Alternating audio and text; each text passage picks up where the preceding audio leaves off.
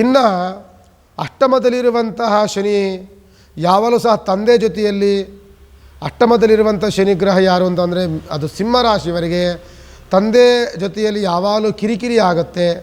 ತಂದೆ ವಿಚಾರದಲ್ಲಿ ನಿಮಗೆ ಯಾವಾಗಲೂ ಕಲಹಗಳಾಗುತ್ತೆ. ಪಿತ್ರಾರ್ಜಿತ ಸ್ವತ್ತುಗಳಲ್ಲಿ ನ್ಯಾಯಸಮ್ಮತವಾದಂಥ ತೊಂದರೆ ತಾಪತ್ರಗಳಿಗೆ ನೀವು ಗುರಿಯಾಗ್ತೀರಿ. ಪಿತ್ರಾರ್ಜಿತ ಸ್ವತ್ತುಗಳಲ್ಲಿ ತೊಂದರೆ ತಾಪತ್ರಗಳನ್ನು ಅನುಭವಿಸ್ತಿರ್ತೀರಿ.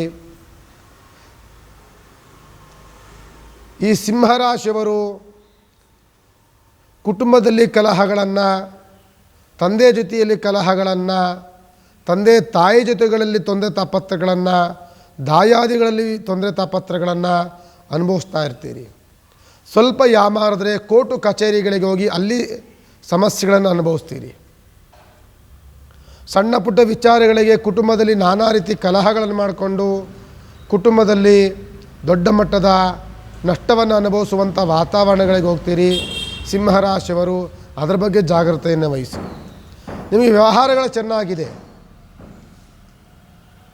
ಬಿಸ್ನೆಸ್ ಚೆನ್ನಾಗಿರುತ್ತೆ, ಹಣಕಾಸು ತುಂಬ ಹೇರಳವಾಗಿ ನಡೀತಾ ಇರುತ್ತೆ, ಯೋಗದಲ್ಲಿ ಇರ್ತೀರಿ ನೀವು. ಆದರೆ ಅದೇ ರೀತಿಯಾಗಿ ಶನಿಯ ದೃಷ್ಟಿ ಇದ್ದಾಗ ಅಹಂಕಾರದಲ್ಲೂ ಇರ್ತೀರಿ. ಅದರ ಬಗ್ಗೆ ಗಮನವನ್ನು ಹರಿಸಬೇಕಾಗ್ತದೆ ಸಿಂಹರಾಶಿಯವರು.